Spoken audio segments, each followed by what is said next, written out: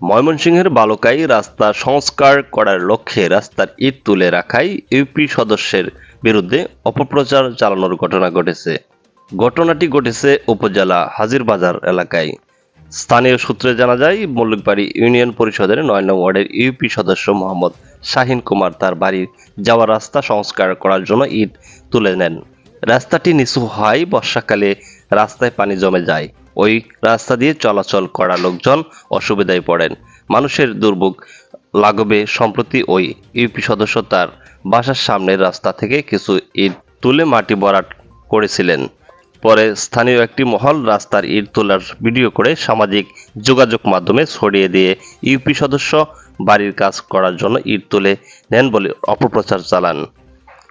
এই বিষয়ে স্থানীয় কয়েকজনের সাথে কথা বলে জানা যায়, রাস্তা থেকে ওই ইউপি সদস্য ইট তুলে নেননি।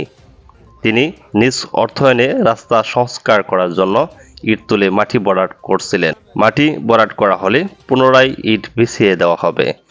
ইউপি সদস্য মোহাম্মদ শাহিন কুমার জানান, তিনি একাধিকবার ওই এলাকার নির্বাচিত ইউপি সদস্য। তার বাড়ির পাশে নিচু রাস্তা উঁচু করার জন্য ইট তুলে রেখেছেন। নিজ অর্থায়নে রাস্তায় মাটি ভরাট করছেন। মাটি ভরাট শেষ হলে পুনরায় ইট বিছিয়ে দেবেন। একটা মহল তার বিরুদ্ধে অপপ্রচার চালাচ্ছেন। তিনি এর প্রতিবাদ জানান ও যারা অপপ্রচার চালাচ্ছেন তাদের বিচারের দাবি জানান। মেম্বার শাহাবুদ্দিন সাহেবের নিজস্ব ব্যক্তিগত রাস্তা, তার বাসার সামনে। এটা নিচু রাস্তা, বৃষ্টি হলে এই রাস্তার উপরে দিয়ে পানি যায়, মানুষের হাঁটু পর্যন্ত পানি উঠে। এই মেম্বার সাহেব এটারে আরো ২-২.৫ ফুট উঁচু করতেছে, মাটি ফালাইতেছে। এটা মেম্বার সাহেবের নিজস্ব বাড়ির রাস্তা, এখানে জনগণের সুবিধার লেগে এই রাস্তা ২ ফুট উঁচা করতেছে। এটা কিছু লোহে সমালোচনা করে। আমার বাবার সম্পত্তি, আমার ভাই নিজস্ব সম্পত্তি আমাদের, এটা কিন্তু কারো কোনো কিনা না। আমরা এই বিরামে আমার বাবাকে জায়গা জমি বেচছে এবং ওই মানবিক খাতিরে আমরা ৫ থেকে ৬ ফুট পাশ করে আমরা জায়গা দিয়েছি মানুষের চলার জন্য। পরবর্তী আমি সামান্য কিছু আমি মেম্বারের আমাদের কাবিখার কিছু টাকা পেয়েছিলাম, ২০-৫০ এরকম আর কি।